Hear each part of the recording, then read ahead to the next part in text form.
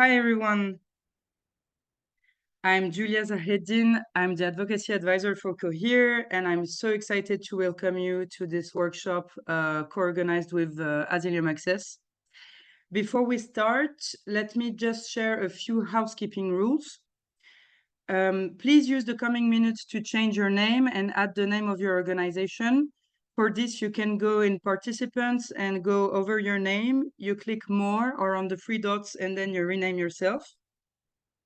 We'll have time for Q&A, so please, until then, use the chat box to introduce yourself, give insights to the conversation, and ask for assistance. Otherwise, please keep yourself muted.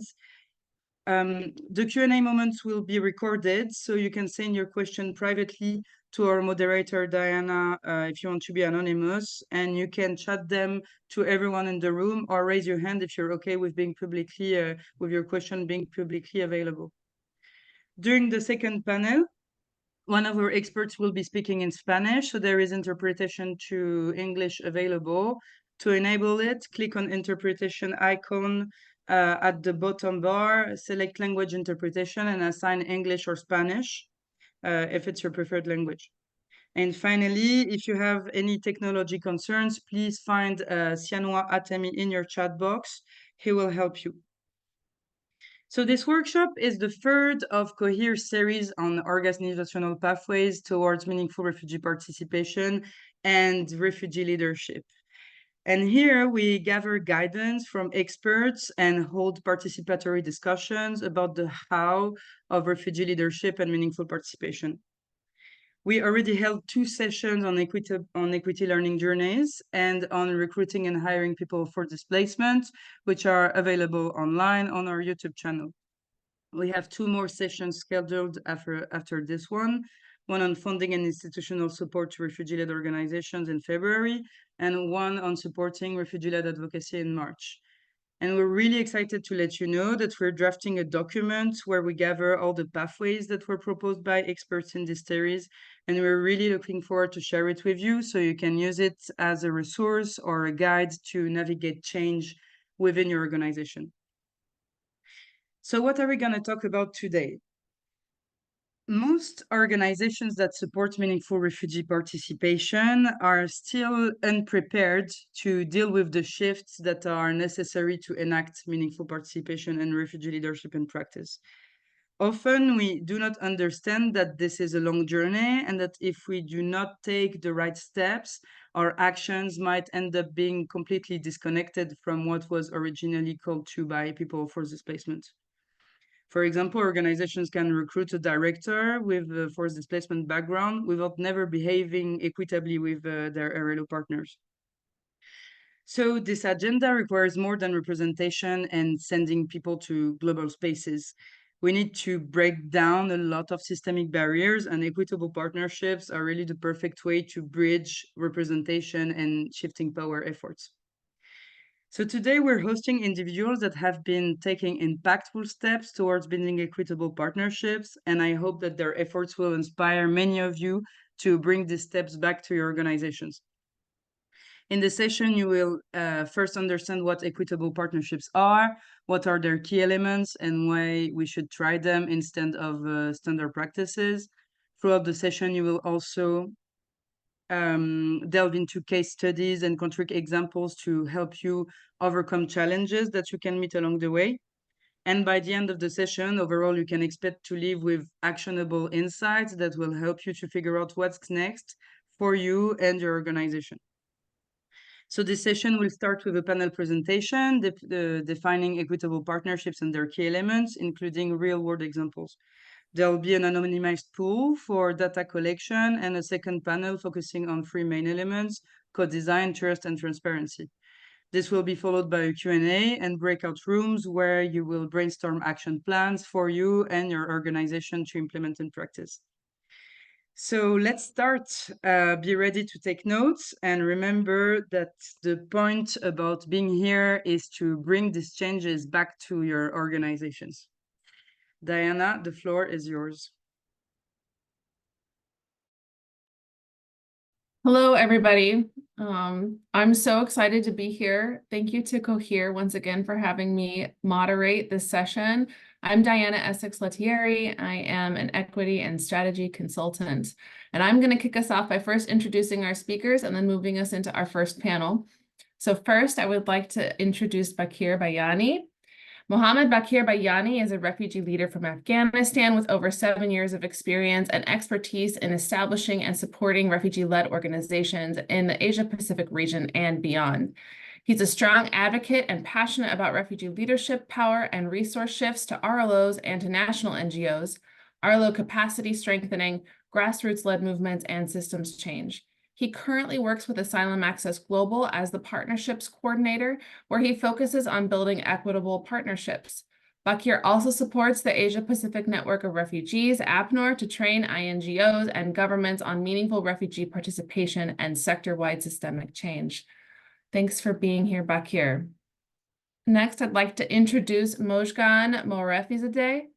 Mozhgan is the founder and executive director of Raic Indonesia, Refugees and Asylum Seekers Information Center, a grassroots refugee-led organization based in Jakarta that aims to ease the burden for those fleeing persecution.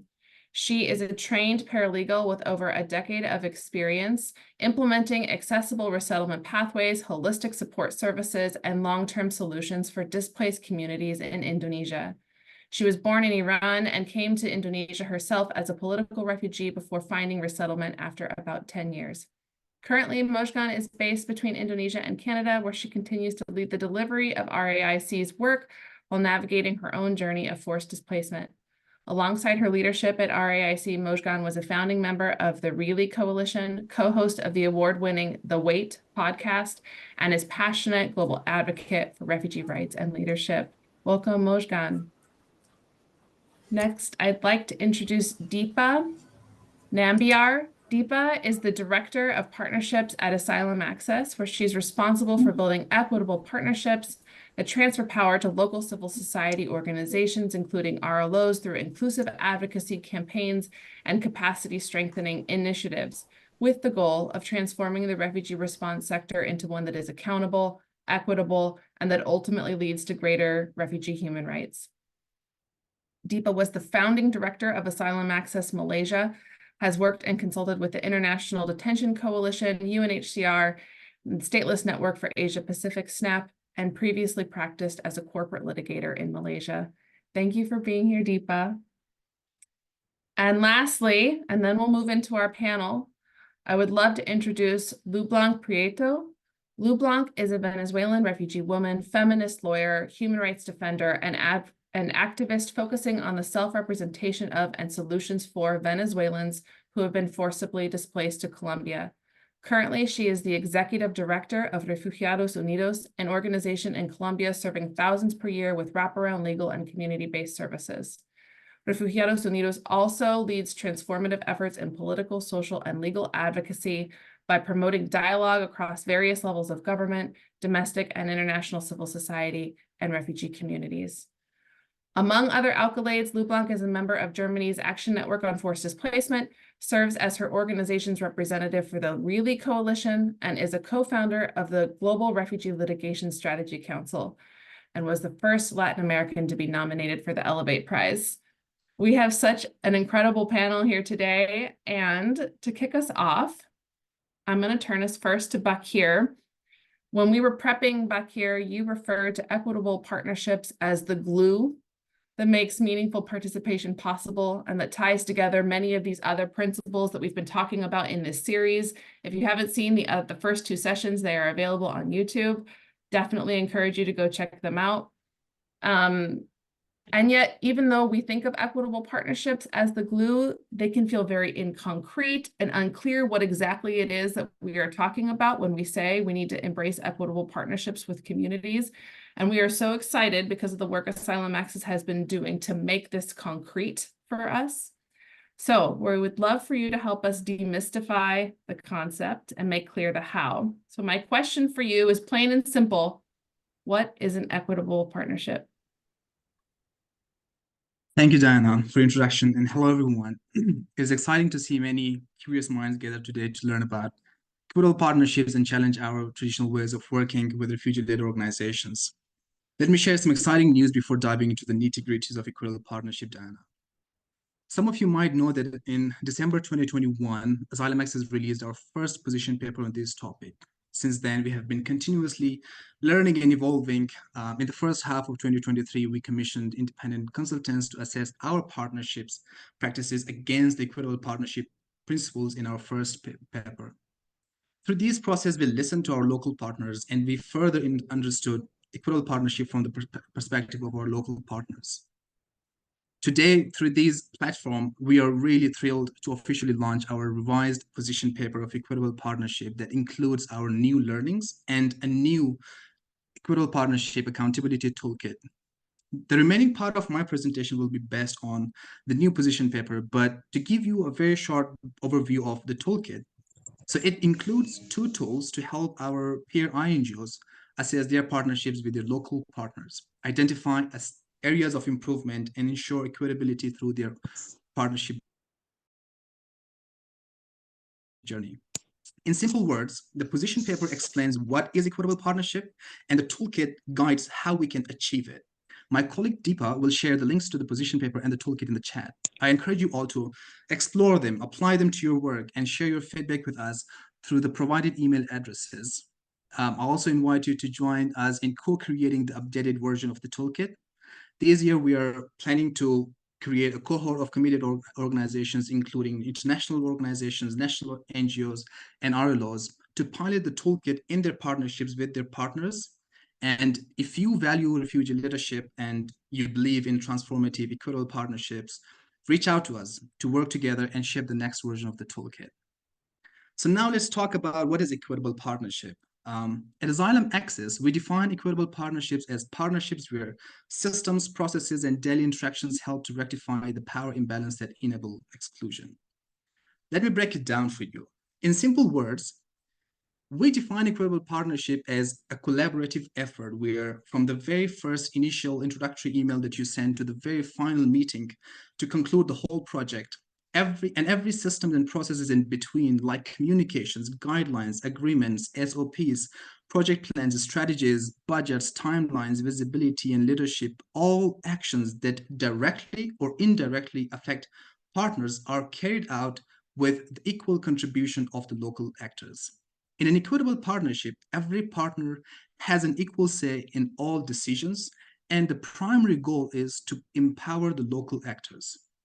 Also, just to clarify, by local actors, I refer to individuals, communities, and their organizations closest to the issue of the partnership that is trying to address.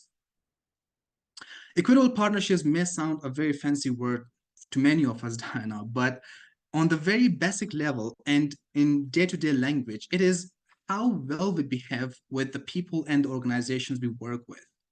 And in order for us to have an empowering approach with the people outside our organization, we must first internalize these values into our vision, mission, policies, and systems. That is why I believe equitable partnership is the glue that makes meaningful participation in our sector possible, because it leads to external and also internal transformations at the same time. Back to you, Diana. It's such a useful starting point, and I'm so drawn to the statement of values. I think everybody here is drawn to the statement of values. That's why we have come to a workshop series like this. And I know that Asylum Access has done the hard work of unpacking what does the values mean in practice in a lot of very practical ways. So can we just keep going? Baqir, can you unpack for us the components of equitable partnership? I think you have 5, and we would love to hear all about them. Yeah. So on a practical level, in order for a partnership to be equitable on a day-to-day basis, it must be based on what we call 5 elements of equitable partnership. I will provide a quick overview of these elements, and in our updated position paper and on the slide, as you can see, you will notice that each element comprises of 2 or more foundational pillars. In the interest of time, I won't dive into the specifics, but I hope I managed to give a general outline of the key aspects of what makes a partnership equitable. So element 1, the first element says shared understanding of context, culture, and power in the partnership. What do we mean by that?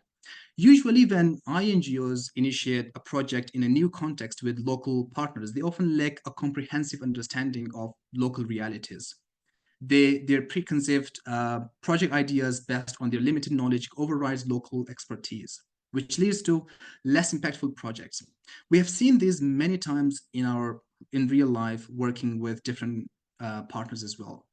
This element of equitable partnership emphasizes dedicating time and resources, particularly at the start of the partnership, to create spaces for intentional learning of the local context from the local partners, to also have mutual exchange of cultures among partners and engage in discussions to understand and address imbalanced power dynamics within the partnership. The second element, which is shared ownership and voice, it talks about working with refugee-led organizations, and maybe some of you have experienced this as well. In many instances, a traditional partnership involves just consulting local partners and RLOs for project ideas, only to see none of our suggestions are incorporated in the final project plan. We later find that the consultation was just a checkbox exercise, and the project was fully designed based on the INGO's pre-existing ideas. When it comes to equitable partnership, this element ensures that all partners should have equal influence in the project design, ideally from the very beginning, and should have equal leadership roles throughout the partnership. Local partners should be recognized as equal partners in all spaces and communication materials, of course, with the consent from the local partners themselves. Also, as I move to the next element, just to clarify, and also as a disclaimer, that when I say INGOs, it doesn't mean that every INGO is like that and have these sort of approaches in their partnership. There are also INGOs that put forcibly displaced people at the center of their whole work. So element number 3 is trust and transparency. I believe trust and transparency form the backbone of equitable partnership. Without mutual transparency in budget, objectives, strategies, and funding resources, trust cannot be established. In the absence of trust, partners struggle to learn, communicate openly. Then doubts about motives and actions can lead to potential conflict. It is safe to say that without trust and transparency, efforts become just a waste of time and resources. That is why it is so crucial to invest time and resources in building and maintaining trust among the partners. How you can do that? You can develop trust and transparency by developing mutual agreements for clarity and conflict avoidance, and have open discussions on aligning values and expectations. Element number 4 is flexibility. If you are a person with lived experience or have worked with people with lived experience, you will understand that one thing that we are certain about our life is the uncertainty of our situation and the context that we work with. This stands in contrast with the more predictable environment of the global north. When INGOs engage with RLOs in the global south, they often expect everything to go as planned and overlook the potential for unexpected changes in the context. This oversight becomes a challenge for INGOs in later stages. Similarly, due to this uncertainty and lack of resources, RLOs work in very unconventional ways as compared to the more structured approach of INGOs. INGOs are not flexible. This can lead to misunderstandings and conflicts.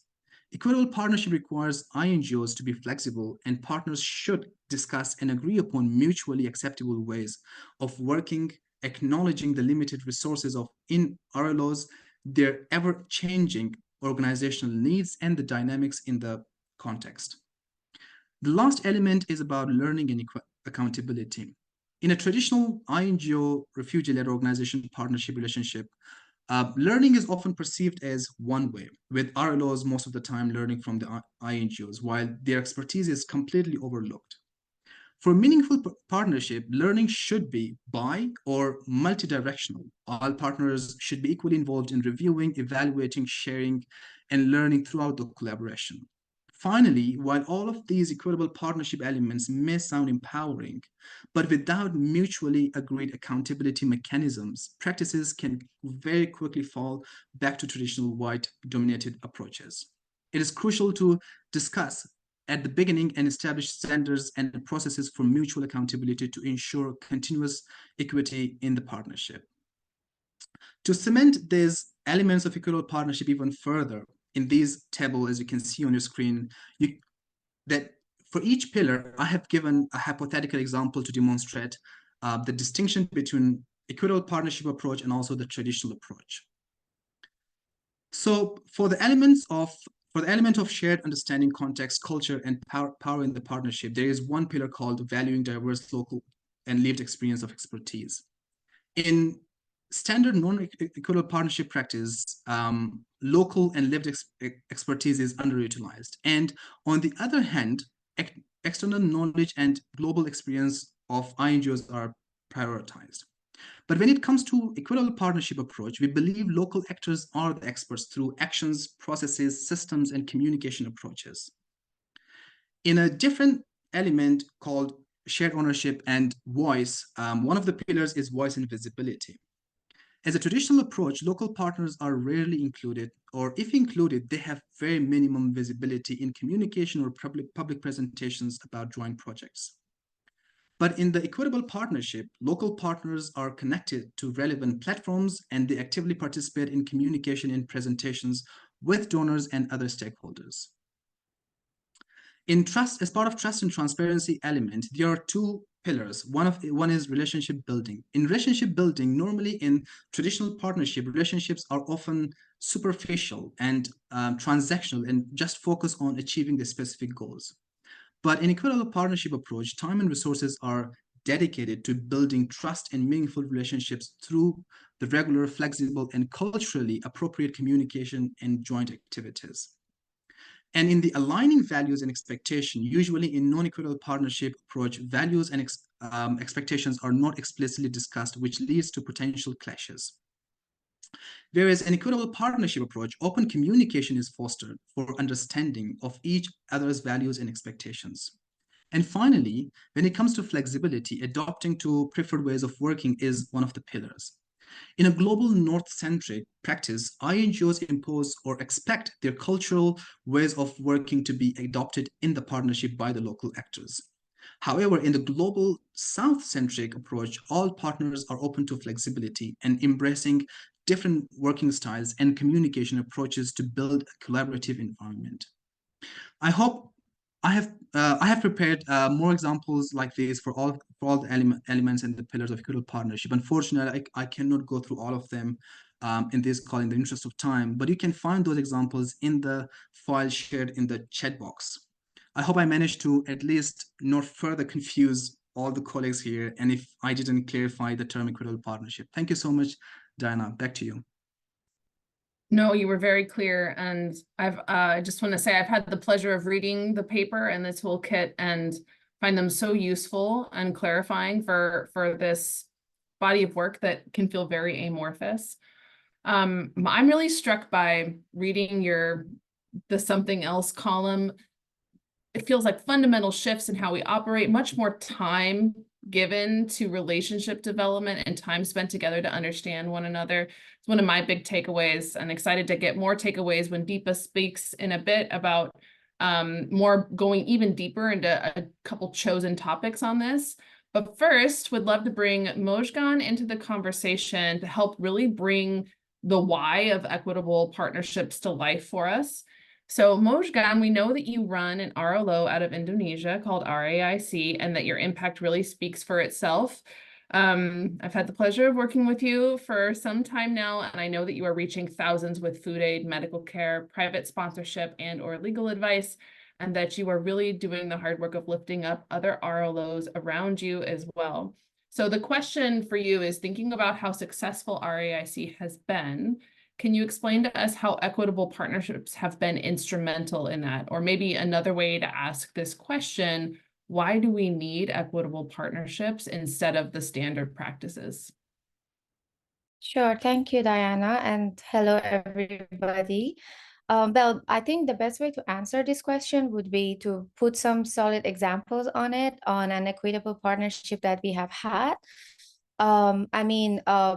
Partnering with INGOs is something that all refugee-led organizations would love to have, but it can go really bad if it's actually not equitable, that partnership that they're trying to jump into. So I'm going to give you some examples of a really great partnership that we have had for a number of years. We have been working in this space on private sponsorships, for example. That is why I'm going to explain about a partnership that we have had with IRAP, the International Refugee Assistance Project, as a very positive example of how much more impact can grow when a partnership is actually equitable. IRAP, I think I've seen some people from IRAP here in the chat, so surprise, I'm going to talk about you guys.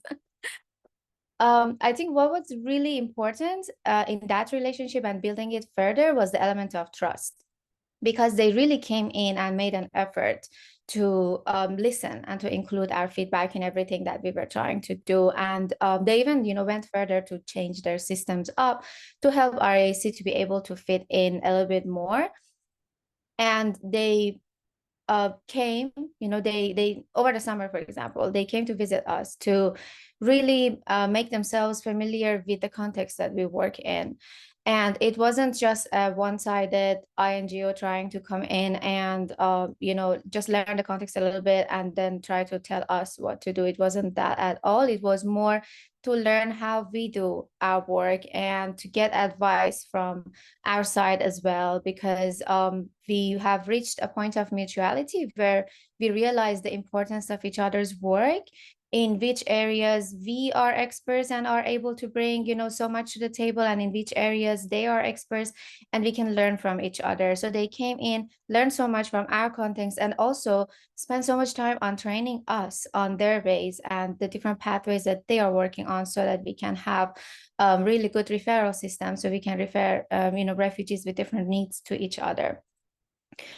So it was really useful because, this whole sharing process was also adding up to the element of trust that we are having between each other. So if doubts arise, we're just really open to communicating with each other. They were just really flexible since the very beginning of our relationship.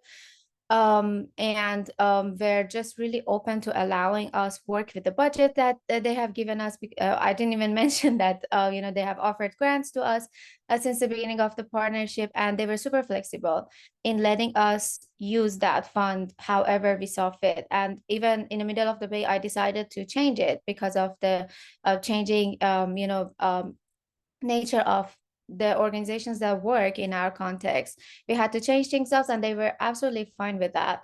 They have even moved their fiscal year to match ours, to just, unify all the fiscal years that all these different partners are working together with, changing reporting document that would be useful for us. So I mean, like, even these little details that just improves the work and increases the impact of our work with each other was really important to us. Just a couple months ago in Geneva for the Global Refugee Forum, we spent so much time together again with their team. So I had a chance to meet, more people from their team, and as well as meeting other partners, other RLO partners that they're having. And that was really useful as well, to just learn each other's work further and just increase our impact that way. I think these are just some of the examples that I wanted to share, but just, realizing what is important in that relationship and who can do what better, and just allowing that to be naturally, has allowed us to understand our strength, our points of strength, and learning from each other. So RAC is now working on our communication system for the sponsorship program that we're working on, for the resettlement pathways that we're working on. So we're working with a platform with lots of information on private sponsorship, and IRAP is helping RAC in that as well. We're helping each other in that. And they also have a very similar program, learning from the sponsorship program that we are working on in Canada. They're also working on a similar program in the US that I think information is coming out about. So we're just working so closely with each other, trying to learn and understand different ways of working that we have to just increase the impact. I mean, we do our work on our own, right? But when these kind of partnerships start sparking, it just makes everything better, because it just increases this, the dynamic, the space, the trust, the everything that we're trying to work on with each other. And we can reach more people. We can reach more environments that refugees are in, and just absolutely help a lot of people. Back to you, Diana. One follow-up question, Mozhgan, you mentioned in this example that IRAP came and gave trainings, and I've heard many many local leaders and Arlo leaders criticize sort of the capacity strengthening approach and trainings that are offered. Can you just clarify for us, what was good about this training and why it didn't venture into this territory that can feel frustrating for a lot of local leaders? Yeah, sure. And after that, maybe I go into the opposite examples of what happens when it is not equitable and the relationship can go downhill. Well, IRAP came in and gave us training on how they are running the systems, how they are working on their pathways, what pathways they're working on, so that we can learn more to do these great referrals that we can, use for different refugees in different contexts, different places. They didn't come in and say, hey, let's work on your finance systems. They were really listening. Nowadays, I see this trend of a lot of INGOs coming in with the organizational development programs or trainings, and they just want to train you up all the time. I mean, how many times do we need to strengthen our finance systems or other systems? I think it needs to be up to the RLO and their confidence on how good their systems are. If they are good, they don't need to go through another development program. It's just not necessary to have to go through those filters and loops in order to reach a mutuality or a partnership. I don't think that is healthy at all. Just in contrast of what I explained before, the opposite thing can happen, right? We have had examples of partnerships that I walked out of quite quickly that was not equitable at all. There was no trust. It was more like the tokenistic way of an INGO coming in, wanting to collaborate with a refugee partner just for the sake of it. And just nothing went well. It really limited our impact. We didn't have any flexibility to design the program. We were just sharing about how we do things, what we do, sharing our context, just trying so hard to fit in and to make them understand that this is the ways that we are working, and to have them allow us, do the work in our way. But it wasn't working. And in the end, we shared all our ideas, all our ways of working, and they went ahead and submitted grants that we were supposed to submit together. They went ahead and the whole thing turned into just a useless, bad research project.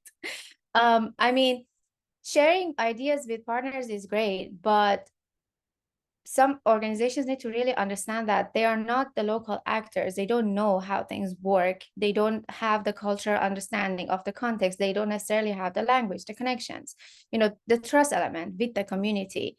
And it really, really limits the impact of the work. So yeah, I think that's a really bad example that just wastes time and energy.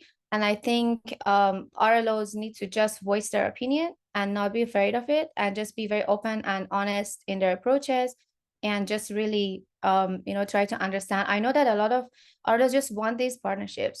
People want partnerships to increase their impact, to grow, but sometimes they can get stuck in this vicious cycle of a bad partnership, and they don't know how to get out of it. And I think there are absolutely ways to get out of it, or work, on the systems, the ways that these INGOs are working. I'm not saying all of them are bad. No, there are some really, really great ones that even include refugee leaders in their work, and actually in their leadership teams. And they're really including them, not just having them there and for the sake of saying we have refugees on board, but a real partnership is happening. And that is really great and positive to see. Back to you, Mozhgan, last quick follow-up question for you. How common would you say equitable partnerships have been for you in your experience running our AIC? These days, it's just a lot more, and that is really positive to see. In the very beginning that we started, there was no such thing as equitable partnership, like hardly any.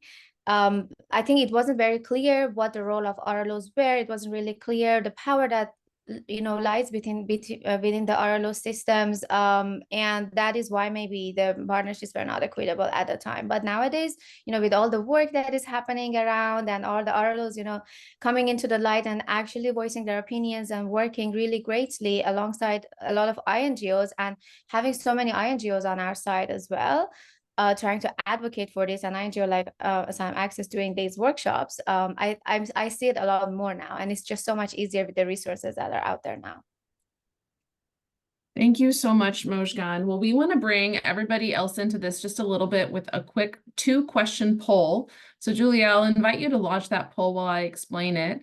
You should, up on your screen, if you're on Zoom, 2 questions should pop up in front of you. The first one, how prepared do you believe your organization is to embrace each of the following principles of equitable partnerships? And the second question, which of the 5 elements do you or your organization find most challenging to implement in practice? Just a reminder that this is anonymous, so we're using it just to have a reflection point with our speakers, and I'm going to give everybody about 1 minute to respond to this, and then we're going to discuss.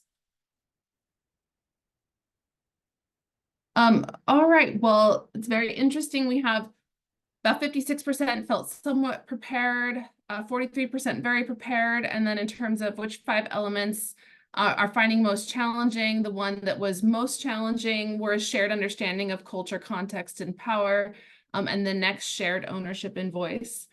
So Baqir, I want to bring this back to you and invite you to weigh in, especially on this first question of how prepared do you believe your organization is and the results. And I know that you have the unique positionality of having both run RLOs and now being a member of an INGO. So especially curious about your insights. But thinking about staff people at INGOs who are here saying, I feel somewhat prepared. Maybe they're facing a major roadblock, maybe a logistics issue or a will issue. It's unclear from our poll, but we can hypothesize it's something in there. What advice would you give people for where to start to increase this preparedness? The result is not really surprising. I mean, I'm also, I'm sure other people as well in the sector are continuously witnessing the continuous interest towards equitable partnership and also the power shift. And first of all, before I answer to your question of like commenting for INGO people how they can be more prepared, let me just take a moment to just say that those of the people who have chosen not at all prepared, I think it's okay to not be prepared. It is totally fine, and it's never led to kind of like take a first step to start. And for those of the people, of the folks in the INGO sector who are feeling a little bit prepared, but also at the same time feeling confused what to do, where to start from, I think the first step is self-assessment, self-reflection, because for you to understand how you can add value into the sector or are creating limitations and obstacles in the way of the equitable partnership. When you do the self-assessment, when you do self-reflection, you will realize that what are your strengths and how you can utilize those strengths, and also what are the areas for you to improve, and you can work on them to make them better, to overcome them, and also slowly implement these the values and elements of equitable partnership in your partnership approaches with the local actors. So I would say that the first step would be to initiate with the self-reflection, because as I mentioned, that equitable partnership is not only about like externalization, it's also about internalization, how you think, how the people in organization value equitable partnership internally. What does your system say? So it starts from within. Thanks, Baqir. 2 things came up for me while you were talking. One is that our first session in this series was about equity learning journeys, which is about that self-reflection. So that's a great resource for folks if you want to go back and listen to that. And the other thing that came up is that I know Asylum Access just released a roster of experts, of people who can support organizations to launch these equity learning journeys and change management journeys that are around how do you prepare your institution. So that could be another resource that we find the way to share here in the chat box. And Mozhgan, I want to bring the question to you as well, maybe from the RLO perspective in mind. What advice would you give to folks who are trying to understand how best to prepare to engage with equitable partnerships? Thank you, Diana. I think one of the greatest challenges that, like, I agree with the results that come by can be shared understanding of culture and context and power in our case as well. And the best way to really prepare for tackling all of this is to just be true to your values and sticking, to the values that we are all working with. And just being really open and honest about it, and not being scared of voicing our opinions, and just sharing, these values that we are working with. So I think that's the best way to prepare when we are communicating with our partners. So it becomes part of our principles and values, right? When INGOs or other partners are trying to approach to work with us, they already know, oh, this is how these organizations work. And the more we voice this, the more we practice this, I think the more we can find equitable partnerships and make it possible. Thank you, Mozhgan. And our final point of reflection about this poll that we just took, Deepa, I'm welcoming you to the conversation officially. I know that you have been digging deep on these principles for many years now, and I know you're about to dive deep on a couple of them for us around shared ownership and voice and trust and transparency. But interestingly, shared understanding of culture, context, and power was the number one thing voiced here. What advice or guidance could you offer those who had other areas of deep interest that we're not going to go into deep here? How could you help people to get started on thinking through those? Thanks, Diana. Hi, everyone. I think, it is really interesting that shared understanding of culture, context, and partner came up, and it is a very complex and multi-layered element. But I think Mozhgan's example was really a perfect one in terms of how INGOs can start thinking about it. And for us, it starts with setting aside assumptions of who holds expertise and what kinds of knowledge should be prioritized. It's a lot of internal reflection and mindset shift that will then manifest into how you approach the partnership. So all the things that Mozhgan said in terms of changing reporting deadlines to really making an effort to understand what are the needs in the context of the local partner.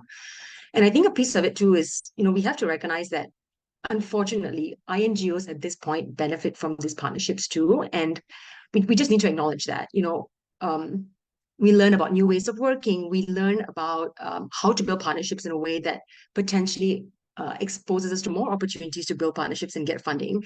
But that's really not what we want. Ultimately, the goal should be, how can we use it as a way to shift power, not to maintain our own relevance? So that's a really critical piece of the mindset, I would say, that needs to shift. And the other point of reflection maybe is the point on flexibility. It was kind of a new point that arose for us. I think we instinctively knew that flexibility was important, but following the review, it came up as one of the key priorities for local partners. And so for INGOs on this journey, some can feel easier, like some things like, understanding or listening to what the partner wants in terms of their preferred communication channels and ways of working. And these are like really easy steps that we think you can change like tomorrow when you're working with your local partner, asking them, are you comfortable with email? The email exchanges we've had, can we instead, or do you want us to instead move on to one-on-one calls? And some can feel harder, like, if there's grant agreements in place, how do you create flexibility? And I think for us, what we will say is, once again, it starts with the mindset. Mozhgan has given amazing examples, and Lublanc later will also give examples of how donors have, really bent over backwards to create more flexibility to respond to local partners' needs. So you'd say prioritize the motivation and commitment, and then the actions will definitely have to follow through. Oh, and maybe a quick one on accountability. I'll pitch the toolkit here. It's an easy way to get started. It combines self-reflection questions. It's basically a question bank to ask yourself, are you doing partnerships equitably? So we'd really encourage everyone to take a look at that. I hope that helps, Diana. It does. And Deepa, I'm aware of who's on the call with us today, and that we have people from lots of different sectors.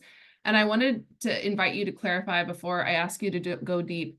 This toolkit and this paper was written maybe with some specific audiences in mind, but my understanding is that it really could be used by anybody who is interested in navigating partnerships where there is a power disparity, where like there's somebody who has more power and somebody who has less power systemically, and how do you enter those in a way that is mindful and equitable? Would you say that that's a fair characterization of the documents you produced? Exactly. That's exactly right. So you can even be between a local NGO, a host community-led NGO, and an RLO, if that makes sense in that context. But absolutely, it's about shifting power. In our toolkit, in fact, we just refer to it as Partner 1. and partner one being the partner that acknowledges that they have more power than the other partner. So yeah, thank you for that clarification. Thank you so much. Okay, well, on that note, I'm going to move us into another panel discussion. And just wanted to remind people that if you would like to ask some questions, please get them in the chat box. And we'll be looking at those questions in a few minutes. Also wanted to remind people to select your language at the bottom of the screen, because in a few minutes we'll be hearing from Lublanc, who will be speaking in Spanish. So if you are not a Spanish speaker, you will benefit from selecting the English language option. And so, Deepa, coming back to you, because I know that you have chosen some specific areas to go deep on with us, specifically co-design and trust and transparency, which are components of your 5 elements. Can you start by telling us why you felt like these were the right ones to go deep on? Yeah, absolutely. And we really thought long and hard about this. And I think for us, these 3 components, co-design, trust, and transparency, are really the foundations of equitable partnerships. And because it has to be done in the very beginning, it sets the foundation for the rest of the relationship. So if we get it right, it will significantly ease the ability to achieve equitable partnerships. And similarly, if we get it wrong, it will really be an uphill battle to try to rectify power dynamics and decisions and structures that are already in place. And so just a simple example, if an INGO, for example, leads the design phase, which is really common, right? So INGOs, oftentimes you have the relationship with the donor, and then you engage the donor, you get the funding, and then you consult the partner. Chances are the project goals are already not going to be tailored to the needs of the community in the way that the community themselves would define it. There would also be budget allocation decisions, governance structures, and more importantly, power structures that are in place. And so now, the local partner, in this case, the RLO, would have to challenge anything that is any dynamics or structures or decisions that are already sort of flawed or not in their favor, and redirect the project, which is incredibly hard, as all of you know, to challenge those power dynamics. And also oftentimes the prospect of potential funding would mean that many RLOs feel like they might as well take this because when's the next opportunity? So that's really something we want to correct. And that's why we are prioritizing co-design. And trust and transparency, I think you've heard, really incredibly compelling reasons as to why this is a priority from Mozhgan and Baqir. One thing I will say is that trust really for us, and from talking to our partners, is a two-way street, right? So we want our RLO partners to trust us, and a big piece of it is making sure we're building relationships, co-designing, sharing budgets. We'll talk about that in a second. But the other piece of it that we've heard, and one of the barriers that our partners have acknowledged, is that INGOs don't trust them. And we've heard this over and over again, and we see this over and over again. So it's really critical that we address that piece of it too. How can local global partners understand what are the biases that they have, the assumptions they have that are creating this lack of trust towards RLOs, and actually proactively addressing it. The second reason is that we want to prioritize this co-design, trust, and transparency is because there's this concept that the World Health Organization talks about, which is the software and the hardware of equity. So it's really often to put into place metrics and processes and systems around the hardware, right? So KPIs, partnership agreements, percentage of funding that goes into X, Y, and Z. But that seems to be the easier thing to do. But what we've really heard from INGOs and even our own experience is, how do we understand the software of equity? Things like trust and relationship building and transparency and power. And this can be a lot more nebulous and vague. And that's the reason why we really wanted to dive into these 3 areas, Diana.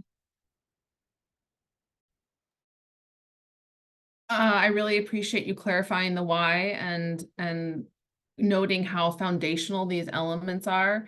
And this workshop really is about getting super concrete, as clear as possible about the what is the what that we are talking about. So can you offer us what these 3 concepts look like in practice, and maybe provide some concrete examples? Yeah, absolutely. So the what of co-design is really at every stage. So from setting the vision, from priorities and goals, conducting risk assessments, deciding the donor engagement strategy, budget allocation, and also exit strategies, which folks oftentimes don't think about. And we also recently discovered through the partnership review that we had. Okay, what does this look like? So we would say, and this is a point that I think Mozhgan raised too, in the beginning of the relationship, ideally the project should be proposed by the RLO, right? And then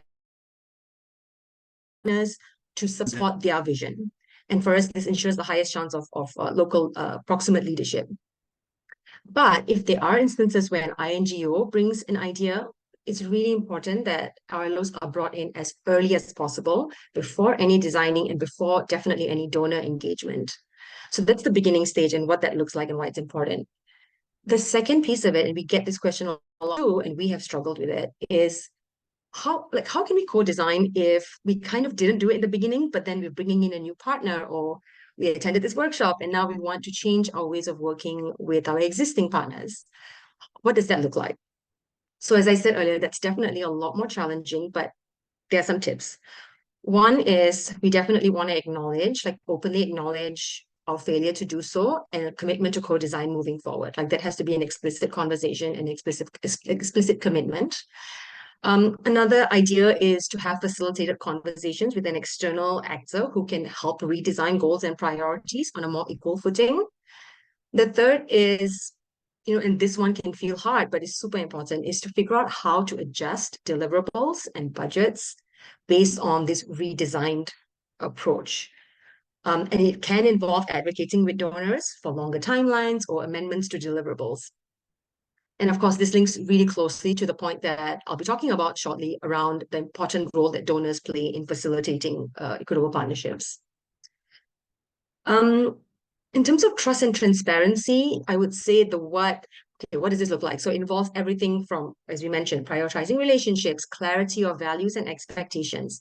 And this is interesting because trust and transparency has both the software, like that relationship building, the trust, and the hardware, which is how can you create clarity through processes and systems? And both are equally important. So here are some examples of what it looks like. What we've heard over and over again in our experience is fiscal transparency, which means both the INGO and the RLO sharing the budgets is really, really important, especially when you're doing joint applications for fundraising, to start a dialogue about how resources are allocated, and it can really go a long way to creating the trust between the partners. The second how of trust and transparency is being very proactive about carving out space for feedback and honest dialogue. The accountability toolkit that we created is one way to do it, but that's not the only way. You can come up with your own ways, but it has to be institutionalized, and there has to be a real commitment to two-way feedback. And then the third point I wanted to make on trust and transparency is that it's also really important to reflect on the role INGOs can play to be an ally in supporting RLOs to challenge problematic dynamics of donors. And we give you a case study in the position paper on how that didn't just create the trust between Asylum Access and our local partner, but also the trust between the donor and the local partner and Asylum Access, because it shifted the accountability direction towards the communities. And it really showed that we were willing to have hard but kind conversations in the interest of equity.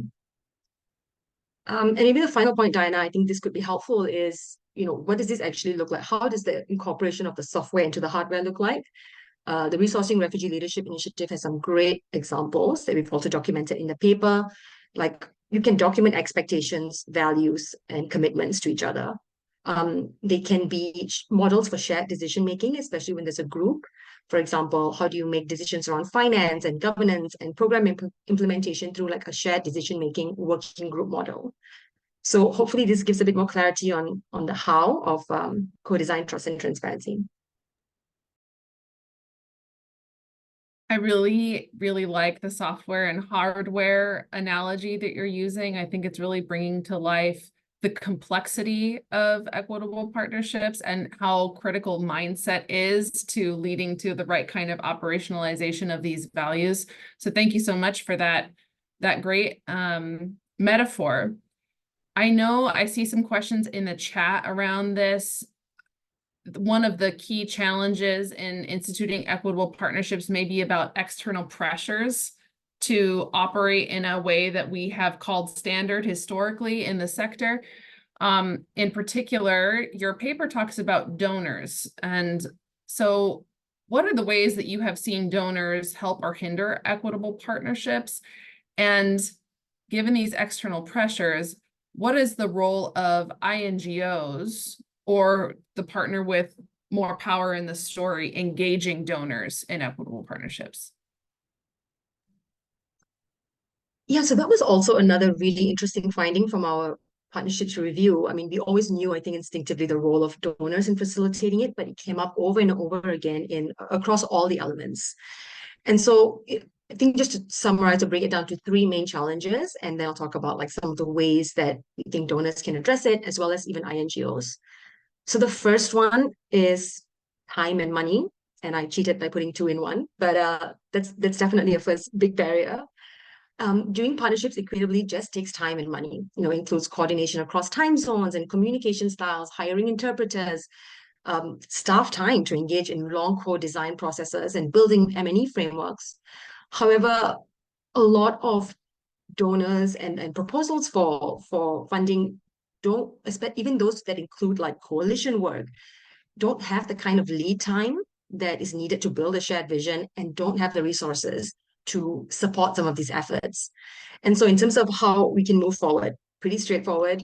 Donors, we see the importance of longer application periods and processes to factor in co-design and trust building processes. The second thing that can be done is, of course, flexible, unrestricted funding to cover all these various operational needs, to factor in like co-design and learning, internal learning, and of course, also to factor in flexibility to respond to the changing needs of RLOs. So it sort of links to the point of flexibility that Mozhgan talked about. And another strategy that we've seen some donors do is funding co-design phases of shortlisted applicants, especially for those big grants where it's multiple hours of time. Even if they're not given an award, to shortlist, to fund shortlisted applicants is a really positive way to support equitable partnerships. For INGOs, similarly, ensuring more time to build in more time and flexibility. And more importantly, if an INGO is an intermediary, there is really a role that we can play to advocate with the donor, right? I mean, we've had mixed experiences. Sometimes it works, sometimes it doesn't work. But the point is, if we try and use our privilege and relationship with the donor to say, hey, we really need longer timelines. We're trying to do this partnership equitably. We need to bring in the local partner. Donors can really, once they understand the basis for it and how we can lead to more impact, there is oftentimes a lot more flexibility. And we've also oftentimes, I think this is worth noting too, like Asylum Access has made the decision to not pursue some applications or some proposals because the timelines have just been too short. And we don't want to perpetuate a system that is already so flawed by being just another intermediary. And so, there's really a question as an INGO, if, you see a short timeline and you want to go ahead, like ask ourselves, why are we doing it? What are our motivations? Do we need to consistently grow, or do we need to rethink our metrics for success, where it's about how much of funding and support and leadership a local partner has, as opposed to perpetuating our own existence? And then another quick 2 points. The second challenge that we see, and this sort of links to the first one too, is this preference to fund INGOs, right? So we know that donors still maintain this preference to fund INGOs because it reduces administrative costs and coordination. But oftentimes it's really rooted in assumptions about who is competent and trustworthy. And we need to really acknowledge that too. And so what are the ways that we can address this? Direct funding to RLOs. There's now more and more resources available out there from the Resourcing Refugee Leadership Initiative's website and various other organizations that talk about not just the impact, but the how. Like, here are the barriers and here are the concrete ways that you can overcome them. So we definitely encourage people to look at that. And for INGOs, to that example that I pointed out, I think we play a really important role to turn down opportunities to be an intermediary and advocate for direct funding. We play a role to support the local partner or the RLO to engage with donors directly. And if there really is a necessity to be an intermediary, we really need to institutionalize and commit to equitable partnerships, and also engage with the donor regularly with the RLO partner. So we are proactively addressing barriers together and ensuring that the donor as well as the local partner, the RLO, is prepared to, in a phase 2, do direct funding. Do I have a minute, Diana, for my last point? Yes, last minute. Okay. the final barrier that we come across and really want to prioritize is just this point on internal learning journeys. And so kind of going back to that first webinar that Cohere did, is just really crucial, and not just for INGOs and global actors, but also for RLOs who want to do advocacy with international actors, is to do this internal learning. We can share these resources from the New Humanitarian, from Ringo, which is this website called Reimagining INGOs, Pledge for Change. There's so many interesting models and ideas and resources to be able to shift that mindset. And in fact, Ringo in their website has a prototype for a reverse proposal, which is donors responding to a request for funding by a local partner.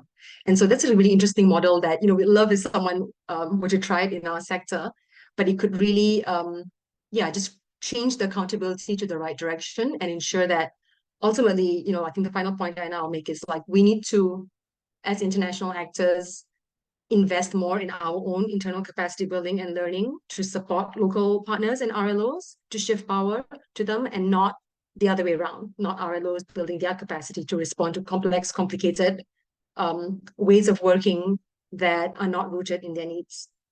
So I'll stop there and back to you, Diana. Has so many reflections after you spoke, Deepa. But the two I just want to add, one is that the next session in this series is about RLO funding. So definitely encourage folks, if you want to hear more about what Deepa was saying around equity and financing for RLOs, please join us in the next session.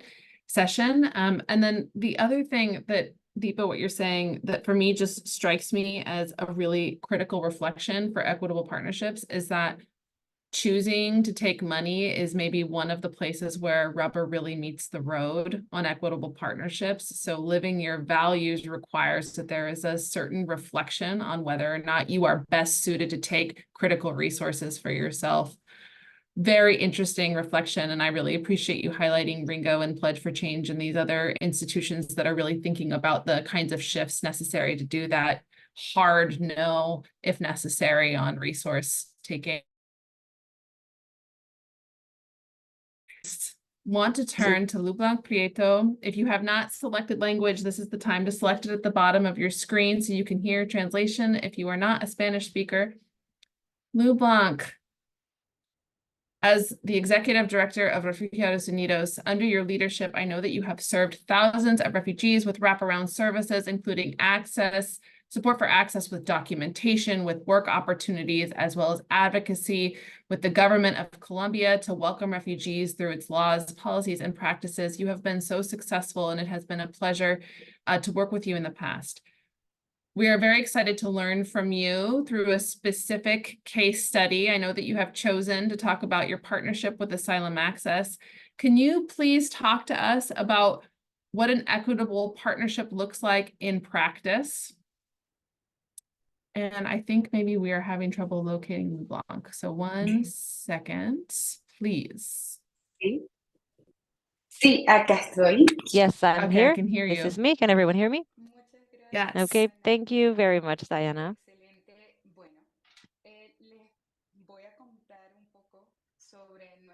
I will tell you a little bit more about our case study.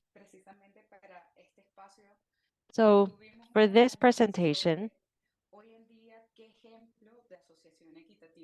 we were trying to analyze what type of equitable partnership could work well for an example. And I realized that today, especially in the global South, for us, it's very difficult, it's very complicated for us to actually have an equitable partnership. And that's why it's been so important to be able to partner with Asylum Access, which is our companion in this process of building a very special project that we've built through a grant provided to us by Hilton Foundation. And that's why I want to share it with you, because many of you might be wondering, why is it that Asylum Access, since they're organizing this space, and why we're going to be speaking about this case. So in the Global South, as I was saying, it's very difficult to have that type of equitable partnership with international organizations. And I can share with you examples of partnerships that we've had with the World Bank, with the UNHCR, and with other international organizations where it's been very complicated for us to have a truly equitable partnership with them, and especially with a grassroots organization such as ours, where we've been growing and we started small and we have been growing little by little, and also we are refugee-led. So in this context, it has been very, well, it's been a very positive change to have an equitable partnership. And now, how did it start? It started in 2021 when we first started to be involved in a project to get a grant. And as part of that grant, the first step that we needed to take in order to get that grant was to talk to Asylum Access. And as part of this process, we were able to decide together that we could be the main applicant. So that was the first step, and that was the first principle that we had, where we built an equitable partnership and where they believed in us, they trusted us, and there was trust so that we could take that step and be the ones that received the grant. So we were the ones making the application as the main applicants. After that, through our partnership, we were approved and given the grant. And finally, the Hilton Foundation approved giving us the grant. It's very important that donors engage, and it's very important that donors have equitable processes. The Hilton Foundation was very flexible, was very equitable with their internal processes. They had a follow-up process and an evaluation process that was very much adapted for grassroots organizations and for the type of processes that needed to be assessed, since we're a grassroots organization, and as well as building capabilities for handling budget and for defining internal needs in terms of our organizational structure. This step was essential so that we could grow and so that we could also build on that equitable partnership. Afterwards, we built and co-designed a partnership and an action plan or a planning that was very specific between Asylum Access and ourselves, where we had experts in the different subject matters, and we identified what were the main strengthening needs for us internally. Our first need, since we've identified, was to carry out an organizational structure support. So we needed the support from Asylum Access. They helped us to plan, and they did it with experts in the area so that then we could choose who would be the expert supporting us and for them to become our partners.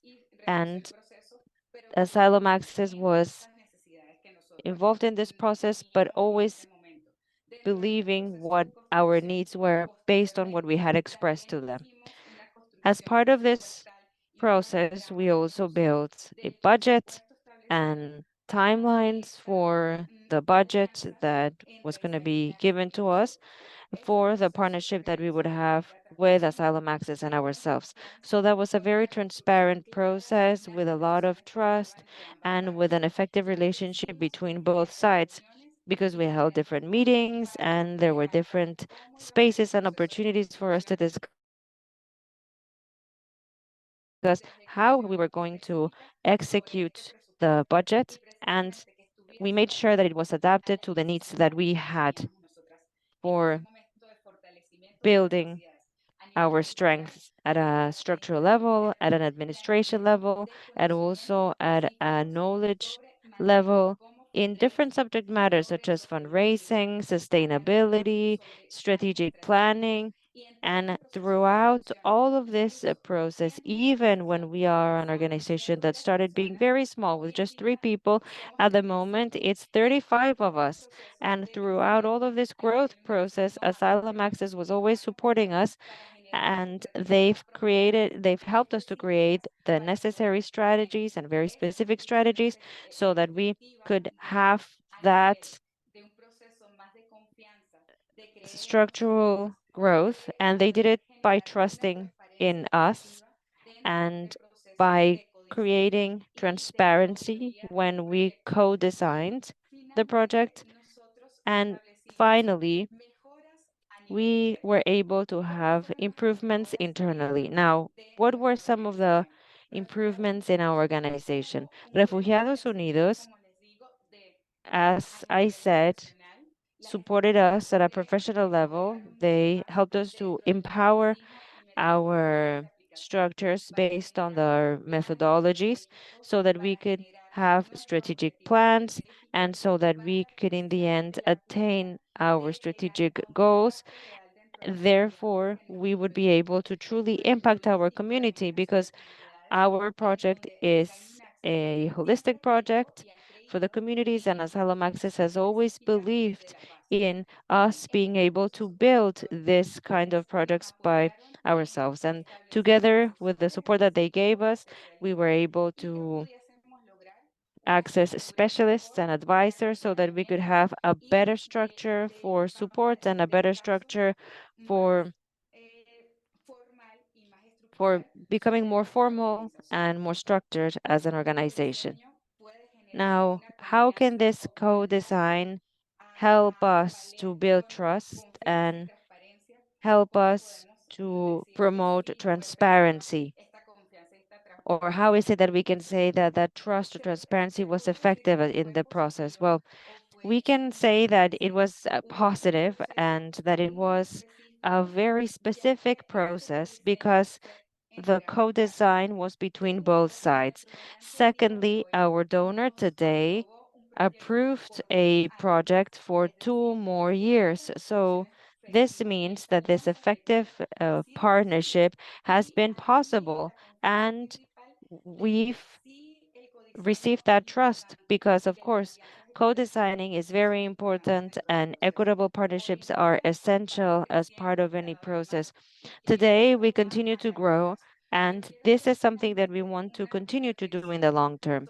And I'd like to make a final reflection about how we're doing today and about how is it that today in the world we can understand equitable partnerships, and also what is still missing from the different stakeholders in the humanitarian system for there to actually be an equitable partnership. So the first thing that I wanted to say about this was that we need to think about how we see our collaborator, our partner. How is it that international organizations or donors start seeing their partners as true partners and co-owners of the process? So that's the first thing that needs to happen, what they see in us. Because if there's not an awareness from both sides in acknowledging that we both have expertise and knowledge and that both of our knowledges are essential for growing. I know that ideally there shouldn't be an intermediary. Today, Asylum Access has been an intermediary for us, a wonderful one, and we are very happy. But ideally, there shouldn't be any intermediaries, and our skills, our abilities as a foundation should be acknowledged, and they should be very clear for everyone, and there shouldn't be an on what grassroots organizations are, and that we should be able to live in a world where RLOs are stronger. So today, I feel very thankful for the support from organizations that have believed that it is possible to partner in an equitable way in this kind of processes. Lublanc, I feel like you really brought a lot alive here, and the nuance, very specific examples of what would have to be different in order for something to be equitable. And I also really appreciate this acknowledgement at the end that, you know, being an intermediary and doing it well requires an understanding of when you need to step away and step aside, and to truly forge the kinds of relationships directly between donors and RLOs, so that you're not in Deepa's words, perpetuating your own existence over the impact that we're trying to have in the world. Thank you so much for sharing this. And now we have about 15 minutes for questions. There's already been some in the chat, and so I'm gonna toss the first question to Deepa. Deepa, there's a question in the chat that is really trying to understand more about the framework to evaluate equitable partnerships. And I know you have this toolkit that you have developed that is really meant to do that. Can you just tell us more about the toolkit and what it's meant to do? Yes. So the toolkit comprises of two tools, which are basically Excel sheets. The first one is what we call an Equitable Partnership Self-Assessment Tool. And so that is for the partner with more power, the INGO or donor, to ask ourselves questions at each stage of the partnership to determine to what extent our partnerships are equitable. So I'll give an example. There are 3 tabs. One is inception stage, during, and at the end. And under each of these tabs, there's like a series of questions. So an example of a question under the inception phase is, has locally informed project design been prioritized over donor prescribed priorities, processes, and procedures? And then there's a self-reflection component that you can answer yes, no, and if no, what will you change in the next few weeks or moving forward to ensure that they are? So it's really more internal question and reflection, and we have that at all stages of the partnership based on all the 5 elements. And then the second tool is what we call a joint partnership assessment tool, and that is meant to be done with the partner. So there has to be a conversation first about, you know, wanting to do this partnership assessment together, because it can take time to do it. But once there's a commitment to jointly do it, then it really allows both partners to take the self-reflection and then give feedback to each other. So for example, the joint partnership assessment tool, under core design, we look at whether all partners have been involved in the earlier stages of project design, and there's been sufficient time and resources to ensure meaningful participation, with local partners having equal or more voice. So then each partner will rate the partnership in terms of whether it's promising, whether it's excelling, whether it needs improvement, and then do like a mini SWOT analysis to see what's working and what isn't. And that becomes the basis of a two-way feedback conversation that should ideally be scheduled at a regular basis that can be determined between both the partners. So it's really both self-assessment and a modality to get feedback between both partners in the relationship and improve it moving forward. Entre los aliados, y les voy a... Thank you, Deepa, so much. And if there's other questions about the toolkit, this is a great time to ask them in chat, or you can raise your hand.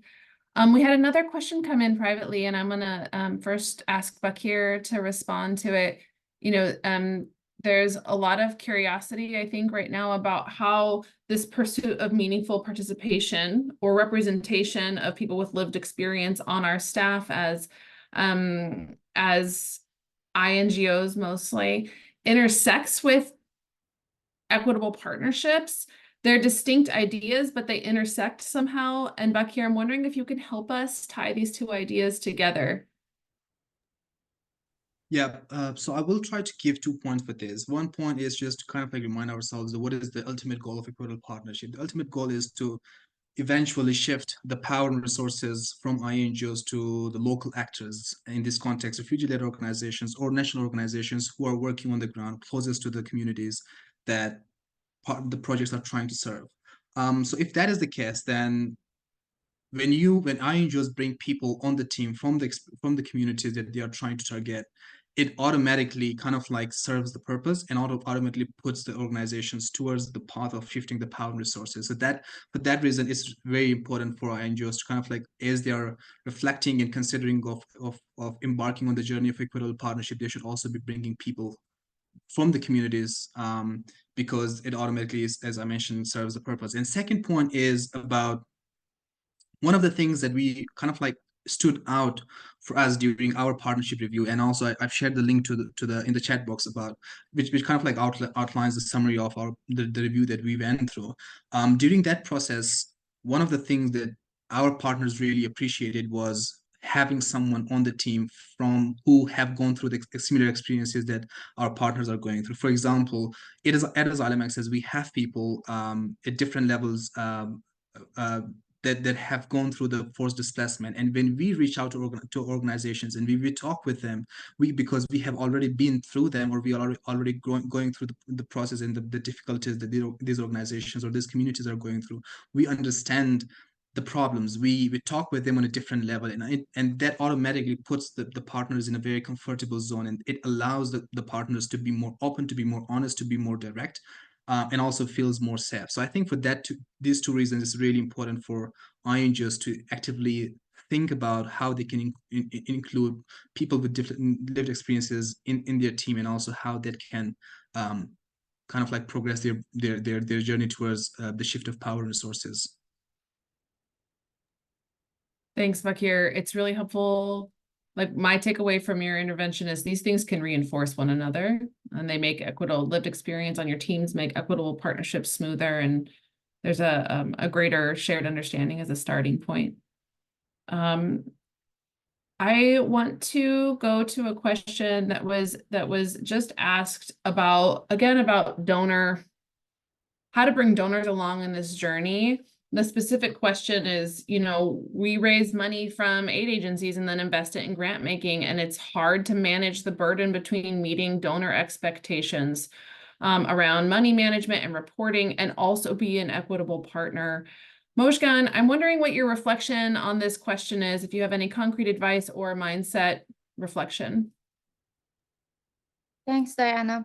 Well, I think the best thing we can all do is talk to the donors, because there is so much flexibility that can happen. I know that donors also have requirements. They need to report to governments, to banks, to whatever, but there is so much space for flexibility. It's just a matter of the donor wanting to be flexible or not. I think instead of pressuring the RLO partners, you need to pressure the donor side to actually work on their systems and change things up to be more flexible.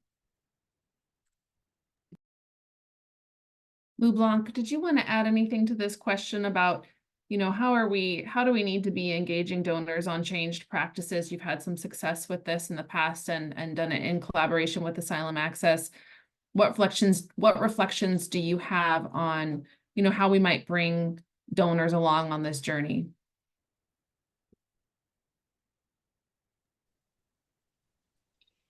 Bueno, creo que principalmente I es think that it's about opening up the door so that they know us, that they can see our impact. I think that we need to be open so that they can see the impact that we are creating, so that they can see what processes we have, so that they can feel that we actually have the capability. Sometimes it's because they're not very aware of our impact, and they're not very aware of the capabilities of grassroots organizations. Now, if we approach them and if they can see those processes up closely, they will want to collaborate with us and they will trust us. And that's how it all started with Hilton. We first introduced to them and showed them the impact that we had, the strategies that we were using, how is it that we were implementing our processes, and also the capabilities that we have to be within the community, the trust from the community. We also showed them about our administrative processes, because sometimes people believe that grassroots organizations might not have the necessary structure or might not have the necessary standards or procedures, when it's quite the opposite. Because we come from grassroots organizations, because we truly know what we need, and because we are aware of the situation, we most of the times have the necessary structure in order to receive a grant. So it's a bit about bringing down the myths that people might have about us and to be more strategic and also request flexibility. Thank you so much. Following on this line, you know, we have talked a little bit about how, capacity, Mozhgan, you mentioned this in particular, capacity strengthening programs that are, about how many times can we strengthen our financial systems, enough now. There's a question in the chat box that is about, well, what if there is a genuine concern about some of these operational components being missing, or funding readiness, as I've heard it called in the past? How might an INGO offer support in this way to these groups that really need it? What advice can you give that is really offering us some nuance on where capacity strengthening is genuinely a good thing and where capacity strengthening is maybe a form of bias or problematic ways of working?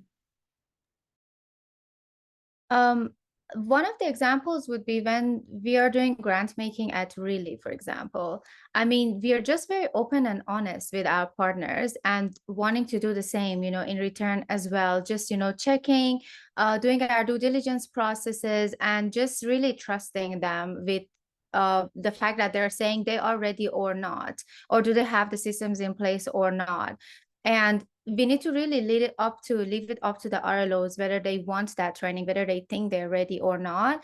And it just can be solved with mutuality, basically just sharing. Like if a donor comes to me and say, hey, what are the ways that you are managing your finances, and then we present that, right? If they are thinking it's not good, they can offer.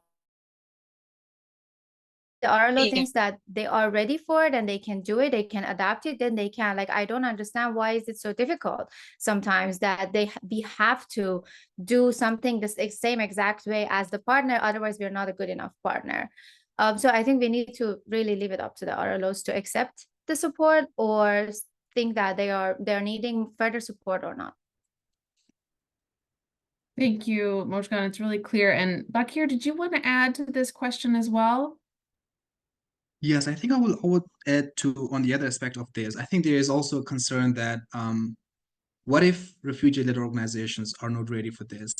And as the whole sector is moving towards this transformation from INGOs to refugee-led organizations, it's also really and equally important for refugee leaders and refugee-led organizations to take leadership in this space and advocacy and movement. And that is something that is, and I'm really happy to see a lot of refugee-led organizations coming to the front and taking leadership, but I think we need more on that. And the first thing that I would encourage all the RLOs and refugee leaders is to increase their knowledge and understanding about the importance of the leadership, and also try to reach out to be more active and proactive about advocating about this and asking for our rightful spaces in the spaces to make the decisions that affect our lives. So I think in that regard, it's also really important to increase our capacity in terms of the knowledge and the importance of this power shift. What's coming up for me hearing you talk is the first principle or the first element of your equitable partnerships paper about understanding context and then moving into trust and transparency. So I feel that the paper you have written is just a great resource to help illuminate the nuance and understanding when it's right to embrace capacity strengthening. I think we have time for a couple more questions. One that has come up, but would love to throw to you, Deepa.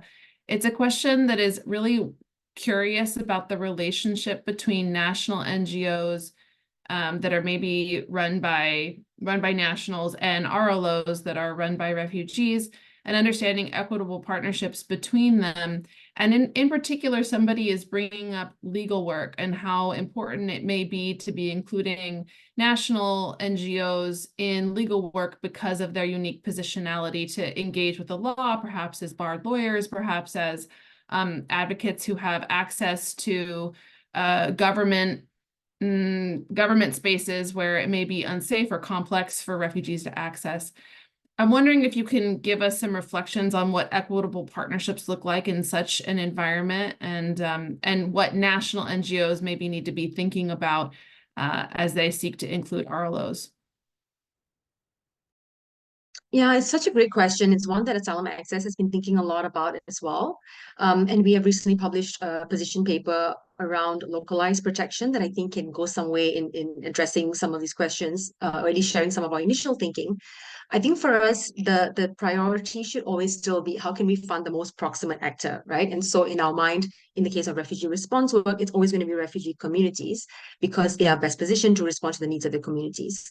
But the reality is, as this question very rightly points out, is that very unique to the refugee situation in so many countries that we work in, refugees do not have legal status, are not allowed to work as lawyers or work in most instances at all. And so what are the ways that partnerships can be built between host community organizations and other local actors in a way that really uplifts and supports eventual transfer of power to RLOs, but also advances long-term human rights, laws, policies, accountability mechanisms. And so for us, the starting point of always exploring if there are RLOs who are already doing this kind of protection work, because in some contexts they are. Lublanc and Refugiados Unidos is a great example. RAIC is another example. STARS in Egypt is another example. So where these organizations can be funded to explore what needs of the communities are, and also identify which of their partners, host community organizations, lawyers, both local and international, are needed in order to advance rights. So I guess the point being that RLOs should be the ones to decide who their partners are.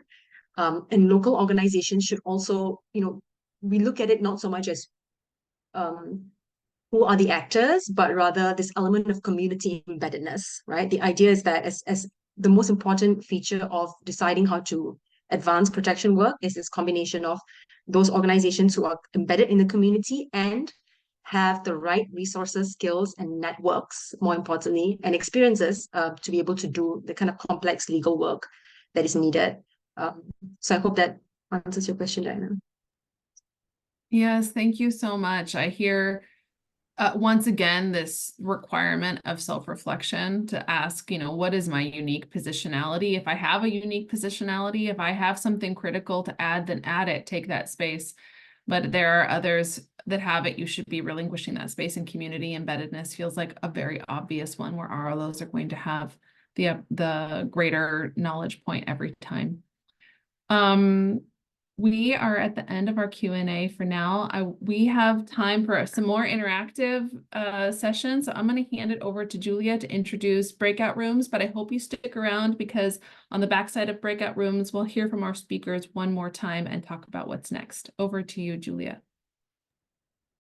Thanks, Diana. So my colleague is gonna share a Miro-board link in the chat, so you can open it while I'm reminding you of the community agreement. Try to not interrupt one another, and to listen with an open mind. And someone hasn't spoken, then invite them to share what's on their mind. If you can turn on your cameras, please do. If you are willing to be vulnerable, also try it.